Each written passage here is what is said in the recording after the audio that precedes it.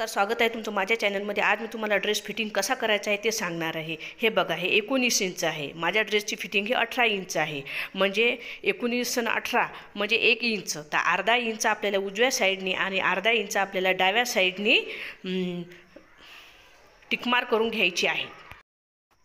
आणि कमरेमध्ये आहे आपली फिटिंग 15 इंच। तर हे आहे 17 इंच, म्हणजे 15 आणि 17 म्हणजे 2 इंच।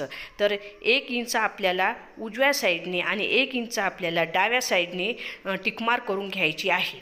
आता हे बघा, मी तुम्हाला दाखवत आहे। आपल्याला पाहिजे 15 इंच, तर म्हणजे 2 इंच आहे ना, तर 1 इंच उजव्या साईडने 1 इंच डाव्या साईडने टिकमार करून घ्यायची आहे। आणि वरून खालपर्यंत आपल्याला फिनिशिंगची रेष द्यायची आहे। आणि खाली पूर्ण अशी जशी टीप आहे तशी टीप मारायची आहे। हे बघा, वरून खालपर्यंत मी कशी टीप मारलेली आहे। जो घेराचा आकार आहे तो घेराचा आकार तसाच द्यायचा आहे। बघा, तर बघा, आता आपण करणार आहोत बाहीची फिटिंग। पण बाहीची फिटिंग कशी, माझ्या बाहीची फिटिंग ही 5 इंच आहे।